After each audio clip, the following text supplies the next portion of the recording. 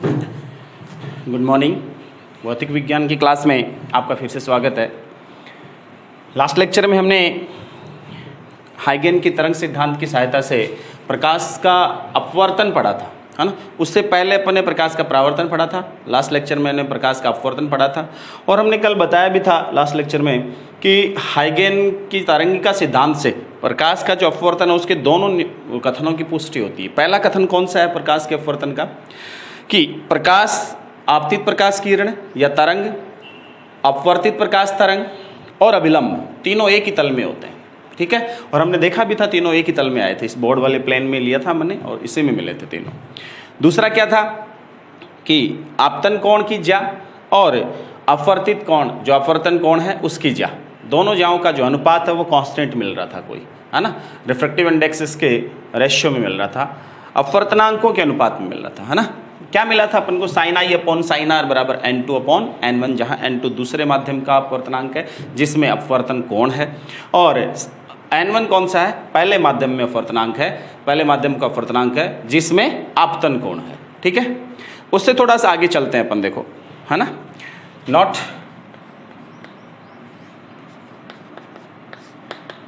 है ना, देखो इसमें क्या करते हैं।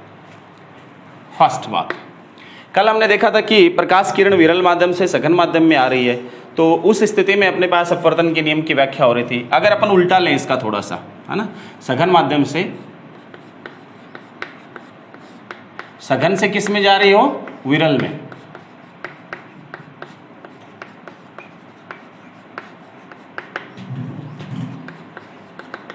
सघन से विरल माध्यम में क्या स्थिति होती है, देखो जरा क्या लेता है। ये अपन ने क्या कहा था, इंटरफेस है M और N, ठीक है। ऊपर वाला जो मीडियम है वो कौन सा है, सघन माध्यम है।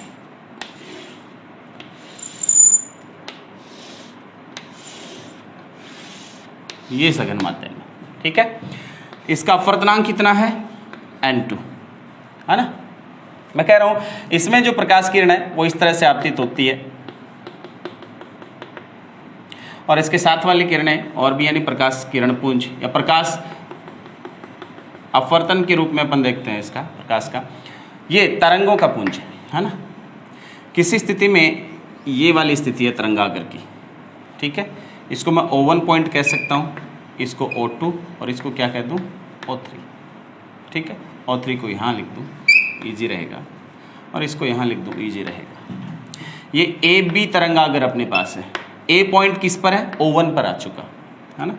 ये तरंगाग्र की लंबवत स्थितियाँ A डैश B डैश, ये AB किसी टाइम पर है, T बराबर T1 पर क्या है तरंगाग्र की स्थिति, AB है। ये आपतित किरणें हैं या तरंगे हैं, सॉरी, ये सघन माध्यम है और ये कौन सा है, विरल माध्यम है, इस इंटरफेस से नीचे वाला, ठीक है। क्या होगा, B पॉइंट सपोज यहाँ से यहाँ तक पहुँचने में कितना टाइम लेता है, वही डेल्टा T टाइम लेता है। सघन माध्यम में इसमें V2 होगा तरंगों का वेग, और विरल है इसमें कितना होगा, V1 होगा। तो क्या होगा, कितनी दूरी तय कर लेगा डेल्टा T टाइम में, V2 इंटू डेल्टा T। इसको क्या कहेंगे, BO3, यहाँ से यहाँ तक की डिस्टेंस। इसको अगर मैं मिड में मानूँ पॉइंट, तो क्या होगा, इसके मिड वाली पोजीशन यहाँ तक, इस दूरी तक आने में डेल्टा T/2 टाइम लेगा। जब B यहाँ से यहाँ पहुँचेगा, हमने बताया था B यहाँ से यहाँ पहुँचेगा, ये पॉइंट यहाँ पहुँच जाएगा। ये पॉइंट क्या करेगा, विद्युत तरंगिकाएं उत्सर्जित करेगा, कितने टाइम के लिए, डेल्टा T/2 टाइम के लिए। किस वेग से, V1 वेग से, है ना। तो V1 वेग से डेल्टा T टाइम के लिए यहाँ ये स्थिति होगी, ठीक है। अब क्या होगा, ये पॉइंट है, इससे उत्सर्जित द्वितीयक तरंगिकाएं इन बिंदुओं पर आ गई,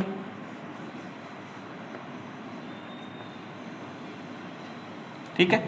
अब यहां पहुंच गए अपन और इन बिंदुओं पर आ गए, और ये पॉइंट B यहां से यहां जाएगा तो फिर इतना ही टाइम लेगा। B यहां से यहां जाने में इतना ही टाइम लेगा, डेल्टा T/2। B यहां आ जाएगा, लेकिन ये क्या करेगा, ये द्वितीयक तरंगिकाएं उत्सर्जित करेगा यहाँ। अब इसका प्रत्येक बिंदु फिर से द्वितीयक तरंगिकाएं उत्सर्जित करेगा जो इतनी दूरी तय करेंगी डेल्टा T/2 टाइम में। तो क्या होगा, उसकी स्थिति क्या होगी, ये होगी, ठीक है, थोड़ा बड़ा ही होगा। ये वाली स्थिति होगी। तो क्या होगा, नवीन स्थिति अब अपन को देखनी है। क्या देखनी है? नवीन स्थिति। तो नवीन स्थिति अपन देखेंगे, ये देखो इसका थोड़ा सा ज़्यादा लेना पड़ेगा।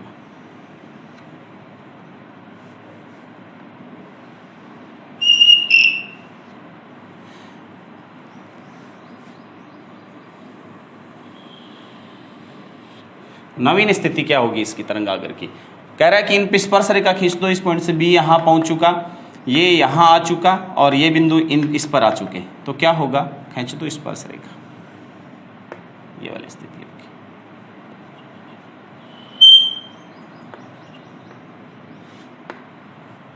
ठीक है,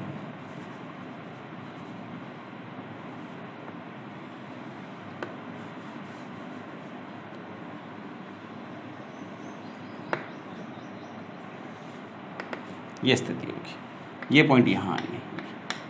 अगली स्थिति इसकी क्या होगी, इसके जस्ट पैरेलल आगे यूं जाएंगे। अगली स्थिति ये होगी, ये सपोज पी क्यू तरंगागर है, ये पी डैश क्यू डैश तरंगागर है ना। इस स्थिति में ये जो डिस्टेंस आपको दिख रही है ना O1P, ये कितनी है O1P, ये कितनी है, ये है V1 into delta T total, है ना। ये कितनी है BO3 या BO3, BQ BO3 एक ही बात है, V2 इंटू डेल्टा टी। दोनों स्थितियों में ये दो त्रिभुज बनते हैं, ये वाला एक तो जो 90 डिग्री है, एक ये 90 डिग्री वाला, ये वाला त्रिभुज।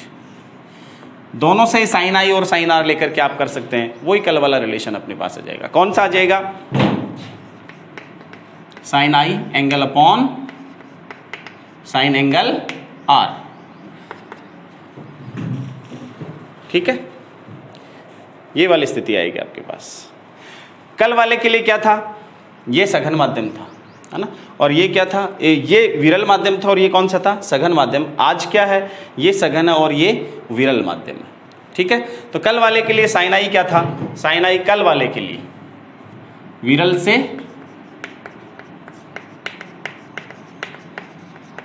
सघन के लिए, विरल से सघन के लिए साइन आई कल क्या था, V1 अपॉन V2। आज ये वाला है सघन से विरल के लिए,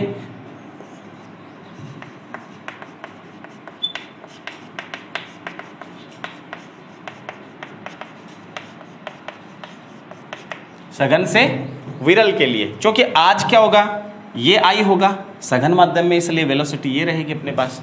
तो sign i upon sine R angle कितना होना चाहिए, V2 अपॉन V1। ठीक, कोई दिक्कत नहीं होनी चाहिए, है ना। कल अपन ने क्या देखा था, ये आई था, ये भी आई है, ठीक है, ये यहाँ से ये R था, तो ये एंगल भी कितना है, R। ठीक है, आज क्या स्थिति है, ध्यान दो जरा। कल वाले के लिए ये आगे अपन ने सॉल्व किया था तो कितना आया था, N2 अपॉन N1, और ये आज सॉल्व करेंगे तो क्या आ जाएगा, N1 अपॉन N2। ठीक है, ये स्थितियां रहेंगी। देखो दोनों में कुछ डिफरेंस दिख रहा है आपको,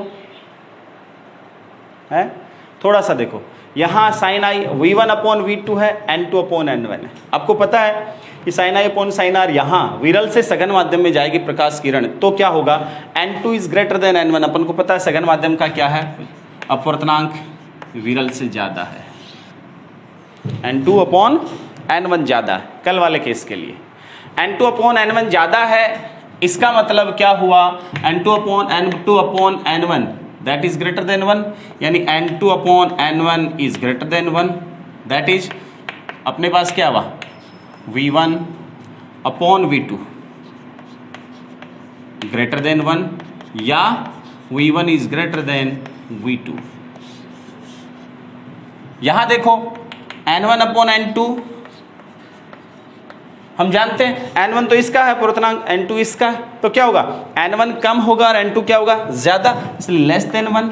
यानी यहां से क्या आया अपने पास, V2 upon V1 is less than 1, that is V2 is less than V1। देखो जरा, दोनों रिजल्ट एक ही हैं। दोनों रिजल्ट क्या अपवर्तन के केस में एक ही है। ये चाहे प्रकाश किरण विरल से सघन के लिए जाए, चाहे सघन से विरल माध्यम में जाए, दोनों ही स्थितियों में अपने पास क्या स्थिति आती है, V1 is greater then V2। यहां भी देखो V1 is greater then V2, यानी प्रकाश किरण का वेग, या अपन यहां प्रकाश तरंग कह रहे हैं, सॉरी बार बार किरण निकल जाता है मुंह से, है ना। हाइगेन का तरंगी का सिद्धांत है, इसलिए अपन उसको तरंग ही कहेंगे इस चैप्टर में। तो जो तरंग है उसका जो वेग है या वेव फ्रंट है तरंगाग्र, उसका जो वेग है विरल माध्यम में ज्यादा होगा बजाय सघन माध्यम के। याद रखना हमेशा कि विरल माध्यम के बजाय किस में ज्यादा होगा, सघन माध्यम में ज्यादा होगा। यहां अपोजिट आता है हाइगेन न्यूटन के। न्यूटन ने क्या कहा था कि सघन माध्यम में प्रकाश जो किरण है उसकी, या प्रकाश कण है उसके लिए, वो क्या होगा, प्रकाश का वेग ज्यादा दर्शाएगा प्रकाश सघन माध्यम में, और विरल में क्या दर्शाएगा, कम दर्शाएगा। जबकि उल्टा होता है यहाँ। हाइगेन का जो तरंगी का सिद्धांत है उसमें यही देखने को मिलता है कि प्रकाश का जो वेग है वो विरल माध्यम में ज्यादा है बजाय सघन माध्यम के, जो कि बाद में फोको ने एक्सपेरिमेंट्स किए उनमें ऐसा मिला भी, है ना। और कालांतर में भी बहुत सारे एक्सपेरिमेंट्स में ऐसा शो हुआ। इसका मतलब क्या हुआ, हाइगेन ने एक और चीज बताई। हाइगेन के तरंगा सिद्धांत से एक चीज और निकल के आती है कि प्रकाश किस माध्यम में किस प्रकार से वेग, किस वेग से गति करता है। ठीक है, अब देखो एक छोटी सी चीज और इसमें, दूसरी बात, तो आप दोनों में से कोई सा भी कर सकते हो, कल वाला भी लेके कर सकते हो। कल विरल से सघन में दर्शाया था, आज किस में दर्शा रहे हैं, सघन से विरल में। अब इसमें एक चीज और देखो, हमने क्या लिया इसमें, सघन से विरल के लिए, इसके लिए देखो sine i, sine angle i upon sine angle r बराबर कितना, V2 अपॉन V1 या N1 अपॉन N2, यानी कितना, V2 अपॉन V1 बराबर N1 अपॉन N2। आपको एक चीज पता है कि आवर्ती न्यू और तरंग दैर्ध्य और प्रकाश का निर्वात में जो वेग है उसमें क्या रिलेशन होता है, न्यू बराबर कितना होता है, C अपॉन लेमडा। ये न्यू है, ध्यान रखना, ये ऐसे लिखा, ये भी मोड के लिखा गया है ना, C अपॉन लेमडा, ये अपन जानते हैं। देखो जरा अपन क्या कहते हैं कि सपोज प्रकाश किरण जो इसमें चल रही है, प्रकाश किरण जो इसमें चल रही है, यहां अपने पास ऐसा था ना, ध्यान देना जरा एक बार वापस से, है ना, ये ऐसे था, है ना। इस सघन माध्यम में जब गति करती है प्रकाश तरंग जब गति करती है तो उसकी जो वेवलेंथ होती है वो सपोज λ2 होती है, और इसमें जो गति करती है उसकी वेवलेंथ कितनी होती है, λ1 होती है। ठीक है, सपोज हम कह रहे हैं कि B जब यहां से यहां प्रोपोगेट करता है तो डिस्टेंस कितनी है, सपोज λ2। B यहां से यहां आता है तब ये सघन माध्यम में दूरी तय करता है, वो सपोज λ2 के बराबर है इसकी। और जब B विरल माध्यम में यहां से यहां उतने टाइम के लिए दूरी तय करता है तो ये वाली डिस्टेंस है, ये कितनी होगी, सपोज λ1 होगी, है ना। तो अपने पास से सघन माध्यम के लिए इसमें क्या होगा, सघन माध्यम में वेग अलग है और इसमें भी वेग अलग है, तो अपने पास से क्या होगा, यहां से न्यू किस माध्यम में, इस माध्यम में, सघन माध्यम में V1, सघन माध्यम में वेग कितना है V2 और विरल में कितना है V1। ठीक है, ध्यान देना जरा थोड़ा सा। अब एक चीज देखना आप यहां पे, V2 और V1 दोनों में एक छोटी सी बात अपन और देख रहे हैं, ये जो वेलोसिटी है ये भी अपन चेक करें, है ना। ये तो सिंपल प्रकाश का वेग किसमें, निर्वात में, ये सिंपल वेवलेंथ है निर्वात में प्रकाश की, और ये फ्रीक्वेंसी है उसकी। अपन क्या कह रहे हैं कि दोनों माध्यमों के लिए देखें क्या होगा, तो सघन के लिए, सघन माध्यम के लिए, सघन माध्यम में देखो फ्रीक्वेंसी क्या होगी, न्यू बराबर वेग कितना है सघन माध्यम में, वेग ये वाला, ध्यान देना जरा, वेग का मान कितना है V2 सॉरी सघन माध्यम में, और लेमडा कितना है सघन में, कितना माना अपन ने, λ2। ठीक है, और दूसरा विरल माध्यम में,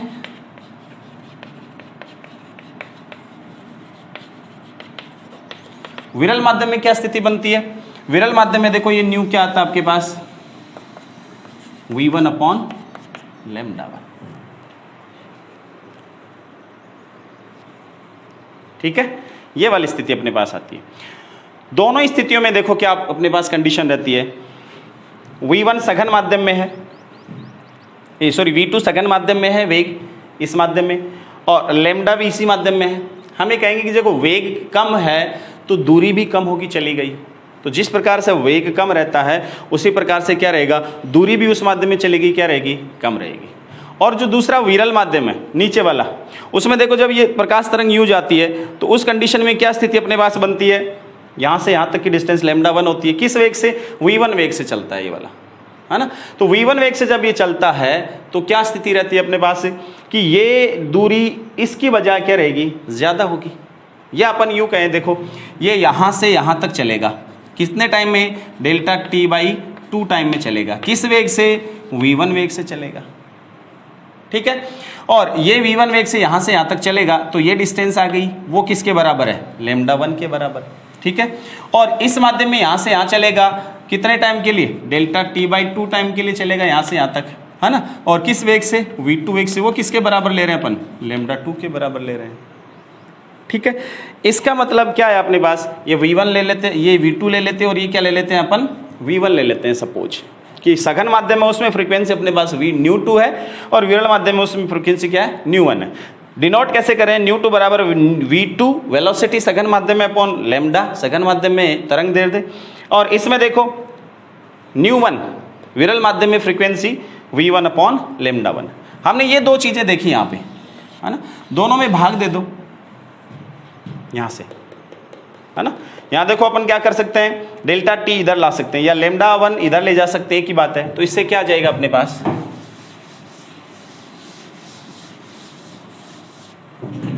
या इससे दोनों का एक दूसरे में भाग दे दो, क्या आ जाएगा, लैम्डा 1 अपॉन लैम्डा 2 बराबर V1 upon V2, V1 upon delta T/2 cancel. तो अपने पास यहाँ से क्या आ गया, देखो V1 अपॉन लैम्डा 1 बराबर V2 अपॉन लैम्डा 2।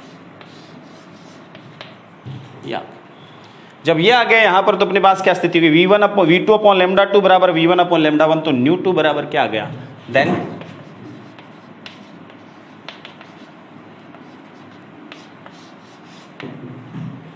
यानी कि जब प्रकाश एक माध्यम से दूसरे माध्यम में जाता है तो उसकी आवृत्ति क्या रहती है, नियत रहती है। अर्थात जब प्रकाश तरंग या जब प्रकाश एक माध्यम से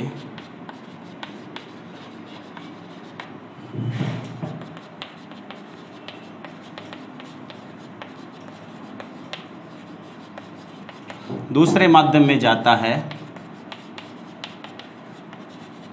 तो उसकी आवृत्ति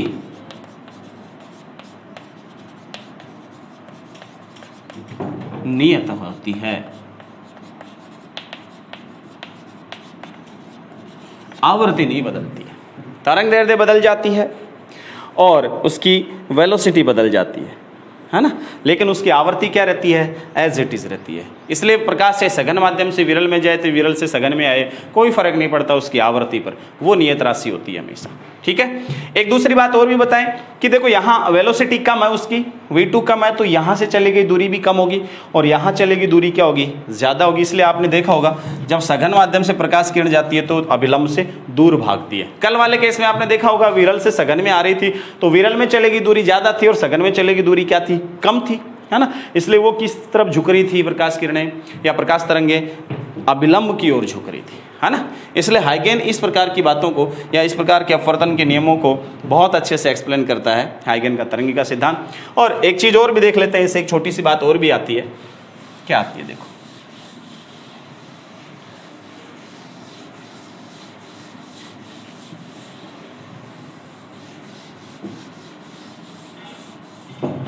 क्या आती है छोटी सी बात।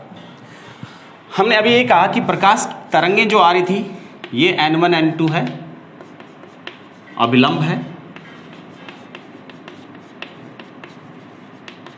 ना, और ये आपतित तरंगे हैं ऐसी। और भी ले रहे थे अपन, है ना, हमने इस पॉइंट पे ले लिया, O1 बिंदु पे ऐसा ले लिया।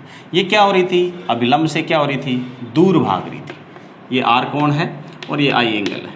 ये अभिलंब से क्या हो रही थी, दूर भाग रही थी। ये सघन माध्यम था और ये कैसा था, विरल माध्यम था। देखो क्या होगा, इस I का मान जैसे जैसे बढ़ेगा, इस I का मान क्या होगा, जैसे जैसे यूं बढ़ता जाएगा वैसे वैसे ये भी दूर हटती जाएगी। समझ रहे हो बात आप, I का मान बढ़ता जाएगा वैसे वैसे, जैसे I बढ़ता जाएगा वैसे वैसे R भी क्या होता जाएगा, बढ़ता जाएगा, क्योंकि माध्यम का अपवर्तनांक तो चेंज हो नहीं रहा। तो ये दोनों तो क्या है, कांस्टेंट, यानी sign angle I upon sine angle R बराबर N1 अपॉन N2। यानी ये तो नियत राशि है, ये तो कैसी राशि है, नियत राशि है, ठीक है। N2 अपॉन N1, ये तो माध्यम का चेंज हो नहीं रहा, ठीक है, समांगी माध्यम आपने लिया। आप देखते हो कि साइन का मान, साइन थीटा का मान क्या होता है, 0 डिग्री से 90 डिग्री तक जाते हैं तो क्या होता है, बढ़ता जाता है ना। 0 से 90 तक क्या होता है, बढ़ता है। इसका मतलब अपन ये कह रहे हैं कि जब I का मान बढ़ेगा तो ये R भी क्या बढ़ेगा, होगा, बढ़ेगा। हाँ, इसलिए ये एंगल अगर बढ़ाते जाएं तो ये R भी क्या होता जाएगा, बढ़ता जाएगा। एक स्थिति ऐसी आएगी कि ये साइन R, यानी ये जो एंगल R है, यानी अपन कहेंगे सपोज एंगल I है, उसका मान अपने पास एंगल IC है, इसको मैं क्रिटिकल एंगल कह सकता हूं। अगर एंगल IC है अपने पास, तो इस स्थिति में क्या होगा, एंगल R कितना हो जाएगा, 90 डिग्री, यानी साइन R कितना हो जाएगा, 1। साइन R 1 होते अपने पास क्या आ गया, दैट मीन्स साइन I बराबर N1 अपॉन N2, यानी, और ये I कौन सा है, IC। हमने कहा ना I का मान IC हो जाए तो सपोज कि वो कोण आपतन की आपतन का वो कोण जिसके लिए R कितना हो जाए, 90 डिग्री हो जाए, तो उस केस में साइन I से कितना हो जाएगा, N2 अपॉन N1, यानी IC angle equal to sine inverse N1 upon N2। ये जो कोण होता है ये क्या कहलाता है, क्रांतिक कोण। आपने लास्ट चैप्टर में पढ़ा भी होगा क्रांतिक कोण, ठीक है, ये क्रांतिक कोण होता है। अब क्या होगा, अगर मैं इस IC से बढ़ा दूं मान, है ना, अगर इस IC से आपतन कोण का मान और ज्यादा कर दूं, यानी और ज्यादा झुकी ले लूं मैं किरण, तो क्या होगा, वो 90 डिग्री पे तो थी अपवर्तित किरण, वापस इसी माध्यम में आ जाएगी। समझ गए, यानी इसका मान क्या होगा, और बढ़ जाएगा R का। इसका मतलब क्या हुआ कि वह कोण आपतन का, यानी आपतित तरंगों का वह कोण जिसके लिए अपवर्तन कोण का मान 90 डिग्री हो जाता है, क्या कहलाता है, क्रांतिक कोण कहलाता है। यानी अपन दूसरे शब्दों में से कहें कि इस क्रांतिक कोण से ज्यादा कोण पर अगर आपतित तरंगे लेंगे तो तरंगे वापस परावर्तित होकर उसी माध्यम में चली जाएंगी। इसको क्या कहा जाता है, पूर्ण आंतरिक परावर्तन। क्या कहा जाता है, पूर्ण आंतरिक परावर्तन। अगर अपने पास एंगल I है वो is greater than angle IC, then अपने पास कौन सी घटना होगी, पूर्ण आंतरिक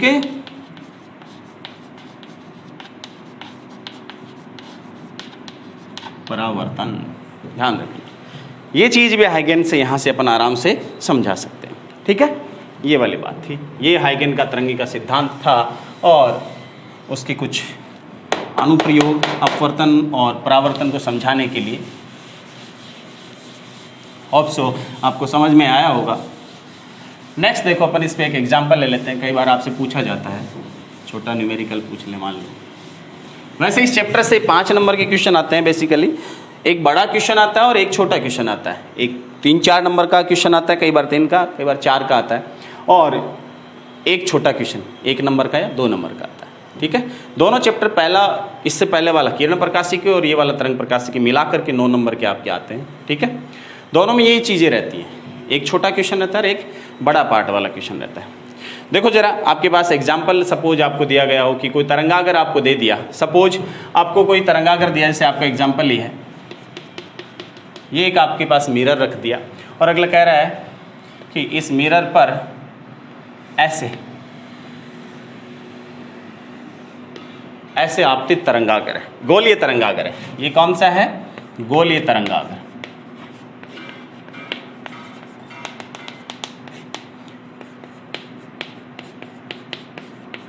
ये गोलीय तरंगागर है, ये दर्पण है, परावर्तक सतह है ना। परावर्तक या दर्पण, ये जो युक्ति रखी हुई है ऐसे, है ना, ये परावर्तक, ये आपतित तरंगागर है। आपसे पूछता है कि इस दर्पण पे ये आपतित तरंगागर है, आपको दिया गया है, परावर्तित कैसा होगा, है ना। सिंपल सा एग्जाम्पल आपको दिया गया है कि परावर्तित तरंगागर कैसा होगा। तो देखो क्या करोगे, हम जानते हैं कि अपन को तरंगागर दिया, सपोज ऐसा तरंगागर दिया था, तो हमने कहा था कि तरंगागर अगर इधर संचरित हो रहा है तो तरंगों को अपन ऐसे दर्शाएंगे, है ना, इसके लंबवत, ऐसे ऐसे दर्शाएंगे इसके लंबवत, है ना। और अगर ये गमन की दिशा इसकी, तो तरंगागर की अगली स्थिति ये होगी इस तरफ, ठीक है। अब हमें पता है कि ये तरंगागर ऐसे ना देकर के कैसे दिया गया है, गोल ये दिया गया, कैसा दिया गया है, गोल ये दिया गया है। इसलिए जो तरंगे होंगी, है ना, उन तरंगों में से अपन एक बेसिक तरंग ले लेंगे जो इसके लंबवत हो, ऐसे,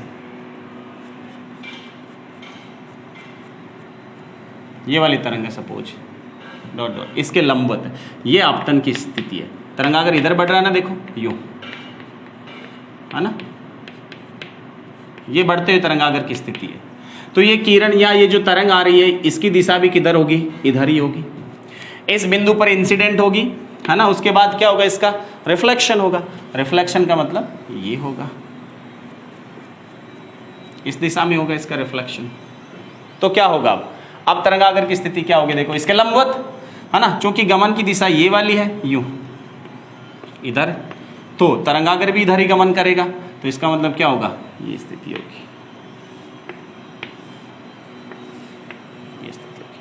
तो आपका परावर्तित तरंगागर वो कैसा होगा, ऐसा होगा। कोई दिक्कत, छोटा सा एग्जाम्पल था, कोई बड़ा एग्जाम्पल भी नहीं था। दूसरा एग्जाम्पल आपका दिया हुआ है, देखो कि एक सतह आपको दी हुई है ना, ये अपवर्तक सतह है। कौन सी है, अपवर्तक सतह कह सकता हूं। अपवर्तक सतह का मतलब क्या है, एक तरफ एक मीडियम है और दूसरी तरफ दूसरा मीडियम है सपोज, है ना। और खास बात आपसे क्या कहा जा रहा है कि इस अपवर्तक सतह पर एक तरंगागर आपतित होता है, ऐसे समतल,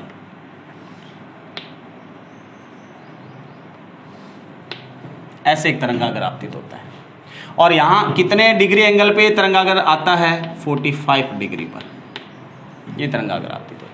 ये वैसा ही है जैसे ए डबल डेस यहाँ था, बी डबल डेस, ए डेस, बी डेस और ये ए बी। आपसे पूछ रहा है कि अपवर्तन के पश्चात ये तो तरंगागर है, इसकी स्थिति क्या होगी। देखो हमने बात करी थी, ये तरंगागर यहाँ आपतित होता है। मैं यहाँ अगर अभिलंब बना दूं, ये वाला अभिलंब है, कौन सा, N1 और N2, ठीक है। अब देखो ये 45 है तो ऊपर वाला भी कितना हुआ, 45 डिग्री। आप ये भी जानते हैं कि ये जो तरंगागर है ये इस स्थिति में गमन कर रहा है, तो तरंगे क्या होंगी, इसके लंबवत। तरंगे तो ऐसी होंगी ना, ऐसे ही होंगी ना तरंगे, तो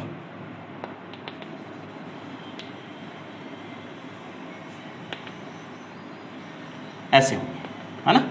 तरंगे तो क्या होंगी, ये तरंगे इसके क्या होगी, लंबवत, इसलिए ये कोण भी कितना हो गया, 45 डिग्री, है ना। ये आपको दे रखा है N1 क्या दे रखा है 1, और ये N2 क्या दे रखा है आपको √2,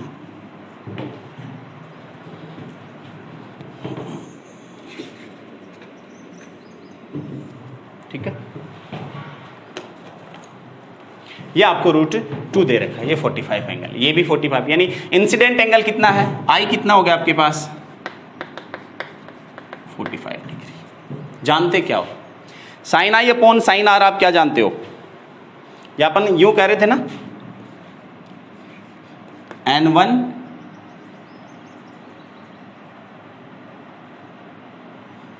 एक minute, sine i upon sine r, ठीक है। ये कौन सा माध्यम हुआ, सघन, क्योंकि इसके लिए देखो N2 का मान ज्यादा, और ये कौन सा है, विरल। तो केस कौन सा लगेगा, अपन ने जो पढ़ा है कल वाला, कि विरल से किस में जा रही है, सघन में, पहले वाला। कौन सा चलेगा, पहले वाला केस चलेगा। तो क्या होगी स्थिति अपने पास, यहां पर चेक करो, देखें, याद करो, sine i upon sine r बराबर N2 अपॉन N1 क्या था, N2 upon N1, sine i upon sine r इधर आने वाला equal to N2 upon N1 था, है ना। दूसरे वाले में N1 अपॉन N2 आया था आपके पास, N2 अपॉन, क्योंकि I ज़्यादा था और R क्या था, कम था, इसलिए N2 ज़्यादा और N1 क्या है, कम है। N2 का मान कितना दिया गया आपको, √2, ठीक है, और N1 का कितना दिया गया है, 1। चाहिए किसका, R का पता चल जाए बस, क्यों I तो दिया हुआ है। तो साइन I कितना है, 45, तो साइन R कितना हुआ, साइन एंगल R बराबर, इसको उधर ले जाओ, उसको इधर ले आओ, sine I upon √2। Sine I कितना है, साइन 45, साइन 45 कितना होता है, 1/√2, तो ये कितना हो गया, 1/√2, एक √2 पहले से ही है, तो कितना हो गया, 1/2। इसका मतलब एंगल R कितना हो गया, 60 डिग्री।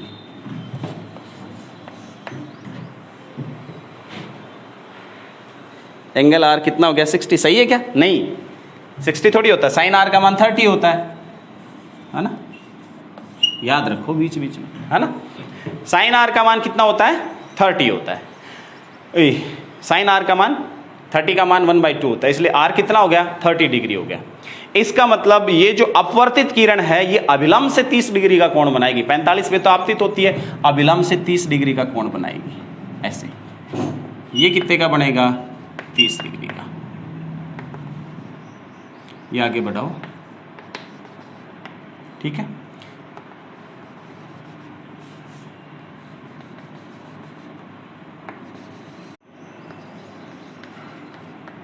ठीक है, तो क्या होगी स्थिति,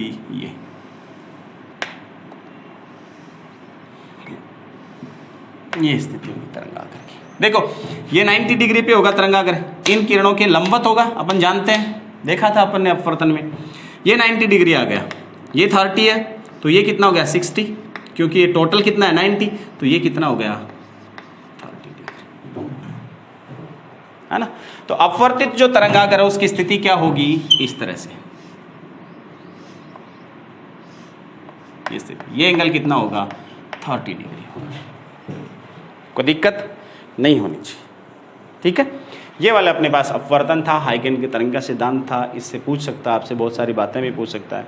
आगे अपन प्रकाश का तरंगों का, जो प्रकाश की तरंगों का अध्यारोपण है उसके बारे में पढ़ेंगे, वैतीकरण क्या होता है उसके बारे में पढ़ेंगे, यंग का डबल स्लिट एक्सपेरिमेंट क्या था वो पढ़ेंगे, वो जस्ट अगली वाली क्लास में पढ़ेंगे। आपसे थोड़ा सा अनुरोध है कि आप ये जो चैप्टर चल रहा है उसको थोड़ा सा आगे पढ़ के आएँ, है ना, फिर ये लेक्चर सुने, ताकि आपको थोड़ा ईजिली समझ में आ जाए, ठीक है। धन्यवाद तब तक के लिए आपका, ठीक है।